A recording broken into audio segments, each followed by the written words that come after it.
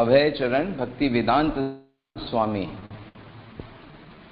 और उन्होंने केशव मठ मथुरा में संन्यास लिया केशव महाराज से, और फिर कुछ समय तक वो केशव मठ के भक्तों को लेकर, ब्रह्मचारियों को लेकर वो आगरा, कानपुर, झांसी और दिल्ली की यात्रा करने लगे, प्रचार करने लगे। लेकिन फिर वो अब वृंदावन लौट आए, और कहाँ पे लौट आए? वंशी गोपाल मंदिर में, जमुना के किनारे केसी घाट के पास वो वहाँ रहते थे अकेले छोटे से कमरे में, और वहाँ लेखन का कार्य करते थे, अपनी बैक टू गॉडहेड मैगजीन छापते थे। और अब उन्हें कोई अभय बाबू नहीं कहता। क्यों? क्योंकि अब वो गेरुआ वस्त्रों में एक सन्यासी, दंडधारी सन्यासी थे, और अब उन्हें सब लोग स्वामी महाराज या भक्ति वेदांत स्वामी इस तरह से उनको बुलाते थे। तो जैसा आप जानते हैं कि वो अपने मंथली मैगजीन के लिए कितना स्ट्रगल कर रहे थे, बहुत मुश्किलों से, क्योंकि धन का बहुत अभाव था। तो इस बीच में उनको एक लाइब्रेरी के अध्यक्ष ने कहा कि आप जो ये मैगजीन छापते हैं बहुत अच्छा है, लेकिन लोग इसको पढ़ते हैं फिर इसको फेंक देते हैं, क्योंकि वो मंथली मैगजीन होती है। जैसे लोग अखबार एक दिन देखते हैं उसके बाद रख देते हैं, तो आप पुस्तक क्यों नहीं लिखते हो? तो ये आइडिया उनको एक पुस्तकालय के अध्यक्ष ने दिया, और ऐसा ही एक भारतीय सेना के किसी एक अफसर ने भी उनसे कहा, जिन्होंने उनका मैगजीन पढ़ा था, कि आपके विचार जो हैं वो बदलते तो हैं नहीं, ये तो नित्य विचार हैं, तो आप इसको बुक फॉर्म में कन्वर्ट करिए। तो उनको लगा कि जैसे कि उनके गुरु ही इनके माध्यम से उनको ये इंस्ट्रक्शन दे रहे हैं। तो प्रभुपाद ने उसको बहुत सीरियसली लिया और सोचा कि मैं क्या लिखूं। तो उन्होंने ऑब्जर्व किया कि हमारी जो कृष्ण भक्ति है, कृष्ण भक्ति का जो सबसे महत्वपूर्ण ग्रंथ है वो भागवत पुराण है। भगवत गीता जो है वो बेसिक्स है, प्राइमरी नॉलेज, लेकिन जो भागवत पुराण है वो ग्रेजुएशन, पोस्ट ग्रेजुएशन लेवल है। और उनके गुरुदेव ने, भक्ति सिद्धांत महाराज ने, भक्ति विनोद ठाकुर ने और प्रीवियस सब आचार्यों ने उस पर बहुत ही ज़्यादा टीकाएं लिखी थी, पर वो सब टीकाएं या तो संस्कृत में लिखी थी या फिर बंगला में लिखी थी। तो उन्होंने गंभीरता से विचार किया, क्योंकि भागवत पे लिखना, क्योंकि वो तो वर्ल्ड का सारा ज्ञान है और कितना विस्तृत है, 18,000 श्लोक, और प्रभुपाद की उम्र भी लगभग 64 वर्ष की हो गई थी। ऐसे मौके पे जब मनुष्य हर चीज को छोड़कर समाधि में जाना चाहता है, उन्होंने ये निश्चय किया कि मैं भागवत पे टीका लिखूंगा, और उन्होंने ये इतना बड़ा बीड़ा उठाया। और इससे पहले आज तक भागवत की इंग्लिश ट्रांसलेशन अवेलेबल नहीं थी। किसी को इंग्लिश जो जानता है उसको भागवत का उसने नाम भी नहीं सुना, इंग्लिश में नहीं पढ़ सकता। हाँ, जो हिंदी अंग्रेजी दोनों जानते हैं, जो भारत के लोग हैं वो लोग जानते हैं। तो कितना बड़ा कंट्रीब्यूशन है इस जगत को। यानी हमारे ऋषि मुनि कहते हैं कि सारे ग्रंथ जला दो, सारी किताबें जला दो, एक भागवत अगर रह गई तो कोई नुकसान नहीं हुआ, क्योंकि उसके अंदर गीता भी है, गीता का भी पूरा ज्ञान उसमें है। तो इतनी महत्वपूर्ण ग्रंथ हैं, तो वो ग्रंथ सबको पता होने चाहिए, हर एक को पता होना चाहिए। एक किताब काफ़ी है। जैसे जब हम यंग होते तो हम पूछना चाहते हैं कि भाई हम कौन सी बुक पढ़ें जिससे हमें भगवान का नॉलेज हो, वो बुक भागवत है। इसलिए चैतन्य महाप्रभु ने बोला है कि ये भागवत पुराण का मत ही हमारा वेदांत सूत्र है। और ये जो इस्कॉन है ना, ये भागवत पे ही खड़ा है, 5 चीज़ों पे खड़ा है। भागवत पे, हरे कृष्ण महामंत्र पे, जो हरे कृष्ण महामंत्र जब करता है, जो भागवत पढ़ता है, भगवान की पूजा करना ठीक तरीके से, कैसे विग्रह की सेवा करनी है, और कैसे भगवान के भक्तों के साथ फ्रेंडशिप रखनी है, उनके साथ ही, उनको ही हमारा सर्कल उन्हीं का होना चाहिए, साधु संग, और भगवान के धाम में आना जाना, वृंदावन, मायापुर, जगन्नाथपुरी, भगवान के धाम से संपर्क होना। तो ये 5 चीज़ों पे हरे कृष्णा आंदोलन खड़ा हुआ है। तो उन्होंने भागवत पे काम शुरू किया। अब उन्हीं दिनों क्या हुआ कि राधा दामोदर जो मंदिर है उसके जो आचार्य थे गौरचंद्र स्वामी, अभी आप जाओगे, अभी तो उन्होंने शरीर छोड़ दिया, उनका बहुत बड़ा फोटो लगा हुआ है। तो गौरचंद स्वामी ने मतलब स्वामी महाराज को, भक्ति वेदांत स्वामी महाराज को, अपने प्रभुपाद को कहा कि आप राधा दामोदर मंदिर में आके क्यों नहीं रहते हो, हमारे राधा दामोदर मंदिर में आके क्यों नहीं रहते हो। अभी भी आप जाओगे तो वहाँ पे प्रभुपाद जी के 2 कमरे है ना, दर्शन किया वृंदावन में, राधा दामोदर मंदिर में 2 कमरे, अभी तक वो किराए पे है, इसको अभी तक किराए पे रखे हो। तो प्रभुपाद ने जाके बड़े प्रसन्न हुए कि मैं जीव गोस्वामी, रूप गोस्वामी, सनातन गोस्वामी, क्योंकि 6 गोस्वामी लोग वहां पे डिस्कशन करते थे। और आपको जानकर आश्चर्य होगा कि उस समय वहां पे 2000 से ज्यादा पांडुलिपियां थी, कई गोस्वामियों के द्वारा लिखी गई, वो सब वहां पे स्टोर थी। फिर अब वहां पे वृंदावन जो संग्रहालय है वो सब वहां पे चली गई है, सरकार उसका टेक केयर करती है। तो उन्होंने जाके वो कमरे देखे। अब ये मौका तो वो छोड़ नहीं सकते, परंतु वो कमरे इतनी बुरी स्थिति में थे कि वो रहने लायक नहीं थे, टूटे फूटे थे, ना बिजली थी ना कुछ थी। तो प्रभुपाद ने सोचा कि मैं इनकी मरम्मत करवा देता हूं। तो उसके लिए लगभग 500 रुपए का खर्चा था, 500 रुपए। और उन्होंने वो 2 कमरे 5 रुपए किराए पे ले लिए। तो अभी जैसे लेने जाओगे कोई भी ऐसा रूम, जैसे मैं वृंदावन में मेरे पास रूम है तो मुझे उसका 3000 रुपये देना पड़ता है हर महीने।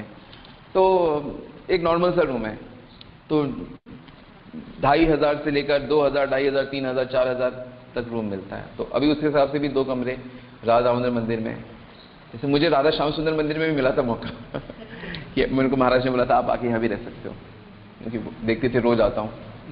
तो लगभग 8-10 हज़ार का तो हो गई रूम।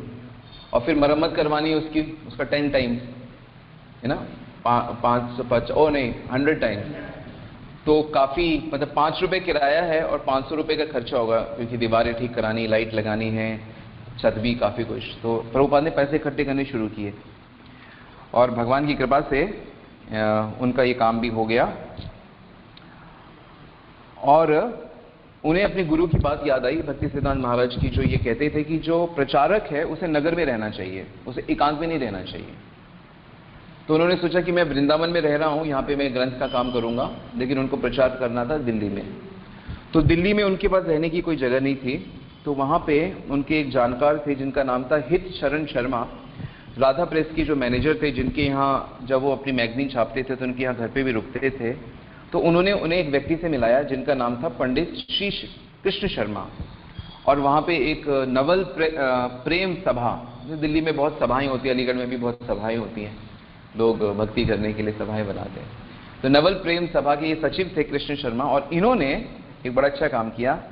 उन्होंने जब देखा कि ये स्वामी जी हैं और ये भारतीय संस्कृति का प्रचार पूरे विश्व में करना चाहते हैं, क्योंकि वो हमेशा प्रभुपाद जी से बात करते थे और उनकी मैगजीन्स देखी, तो बड़े प्रभावित हुए कि आप हमारी संस्कृति को पूरे विश्व में फैलाना चाहते हैं, तो हमें भी तो कुछ सेवा करनी चाहिए, आपका सहयोग करना चाहिए। तो उनको रहने की प्रॉब्लम थी, तो चांदनी चौक में छिप्पीवाड़ा में उन्होंने राधा कृष्ण मंदिर में उनको एक कमरा दिलवा दिया, ताकि उनके दिल्ली में उनका ठहरने का स्थान हो जाए और वहां से वो अपना काम कर सके। और दिल्ली छिप्पीवाड़ा तो आप जानते ही हो, चांदनी चौक, हम लोग तो हर महीने वहां जगन्नाथ मंदिर में कीर्तन करते थे।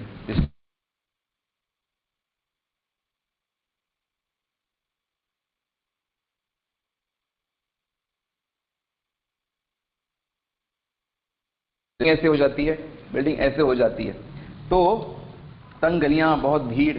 लेकिन पंडित जी बहुत सेवा करते थे। वो प्रभुपाद जी के लिए सर टेबल लेकर आ गए, उनके लिए गद्दी लेकर आ गए, उनके लिए लाइट्स लगा दी और कहा कि आप ताकि उनका लेखन करें। बड़े प्रसन्न हुए और इतने प्रसन्न हुए कि जब उनको पता लगा कि कितनी मेहनत से मैगजीन छाप रहे हैं और भागवत पे काम कर रहे हैं, तो उन्होंने उसमें भी सहयोग करना शुरू कर दिया पंडित जी ने।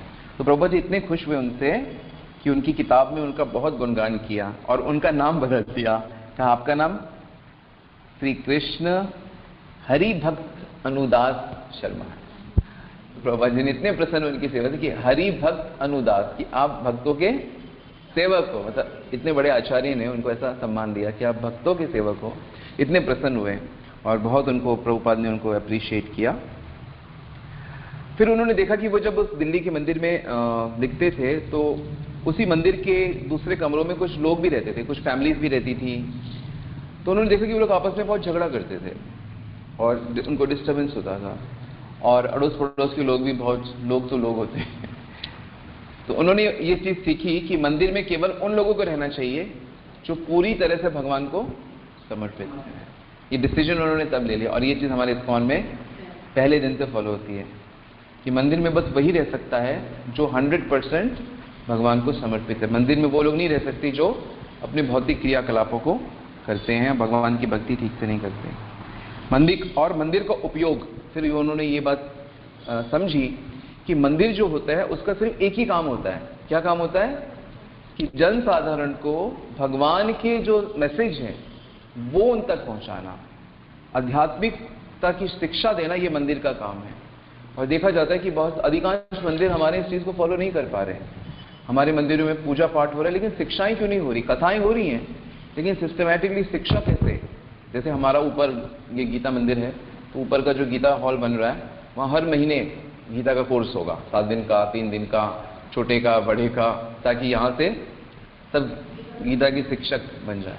प्रभुपाद जी कहते हैं जिसको गीता का ज्ञान हो गया, और खासतौर से बच्चों को अगर जल्दी ज्ञान हो जाए, तो ये पूरी सभ्यता को बदल देंगे। ये गीता का ज्ञान इतना पावरफुल है। क्या करेंगे?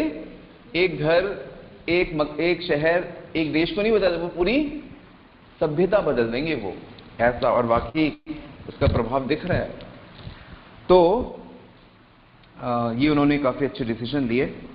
फिर क्या हुआ कि उन्होंने टाइम्स ऑफ इंडिया में एक आर्टिकल पढ़ा, जिसमें उस साल, हम बात कर रहे हैं 1959 की, है ना, 1959 1960 की बात कर रहे हैं, 60 की, एक्चुअली 60 शुरुआत की। हाँ, तो उस साल क्या हुआ कि एंटी प्रोटीन खोजने पे 2 साइंटिस्टों को नोबेल प्राइज मिला। और उन लोगों ने अपने लेख में ये लिखा था कि ये कोई एक ऐसी चीज है जो भौतिक नहीं है, ये अभौतिक है, ये एंटी मैटर है। मतलब इससे पता लगता है कि कोई एक ऐसा संसार भी होता है वैज्ञानिकों को जो हमारे संसार जैसा नहीं है, एंटी है, उसके अगेंस्ट है, उनको पता नहीं कि क्या है। तो प्रभुपाद ने इसका पूरा फायदा उठाया कि जो भगवान, जो आध्यात्मिक जगत है, वो भी एंटी मैटर है, वो भी जड़ तत्व है, नहीं तो सच्चिदानंद तत्व है। तो उन्होंने उस पे बेस्ड करके एक बहुत बड़ा एस्से लिखा, निबंध लिखा, और वो उन्होंने फिर उस निबंध को अपने मैगजीन में छापा। और वो इतनी, जो गुजरात यूनिवर्सिटी के जो प्रोफेसर नायक थे, वो प्रभुपाद की मैगजीन लेते थे, हर महीने डाक से लेते थे। तो वो इतने खुश हुए, और दिल्ली यूनिवर्सिटी के भी कई प्रोफेसर इतने खुश हुए उनके आर्टिकल से कि आपको इतना सुंदर विज्ञान का, मतलब उन्होंने विज्ञान के सहारे से आध्यात्मिक जगत के बारे में लिखा। फिर वो उन्होंने बुक निकाली, easy journey to other planet, Prabhupada की पहली book, easy journey to other planet. और मेरे भी भाग्य में ये है कि मैंने अपने लाइफ में पहली बुक यही पढ़ी है। मेरे पिताजी के ट्रंक में निकली थी, मेरे फादर के, तो मैं 11th में पढ़ता था। मैंने ये किताब 2 दिन में पढ़ी थी। अब मैं उस दिन से मेरा रिस्पेक्ट प्रभुपाद की बढ़ गया। उस दिन से 11th साइंस में पढ़ता था, बुक पढ़ी तो मेरा एप्रिसिएशन बढ़ गया कि अरे कितने समझदार, बुद्धिमान है, और जो ये लिखते हैं तो ये समझ में आता है। बहुत से लोग लिखते जरूर हैं, लेकिन वो समझ नहीं आते, लेकिन इनकी बातें समझ में आती हैं। तो इनकी पहली बुक 1960 में प्रिंट हुई, जिसका नाम था easy journey to other planets, कि हम दूसरे ग्रहों में कैसे जा सकते हैं, और आसानी से, और विशेष करके स्पिरिचुअल वर्ल्ड में, गोलोक वृंदावन में, वैकुंठ में भगवान के साथ कैसे मिल सकते हैं, कैसे उनके साथ रह सकते हैं। तो ये प्रभुपाद का मैगजीन, यहाँ बुक, यहाँ पे पहला बुक छपा। तो प्रभुपाद को शुभकामनाएं। श्रील प्रभुपाद की। तो थैंक यू वेरी मच। तो किसी का क्वेश्चन है तो पूछ सकते हैं ऑनलाइन भी, अगर किसी का कोई क्वेश्चन है तो आप लोग पूछ सकते हैं।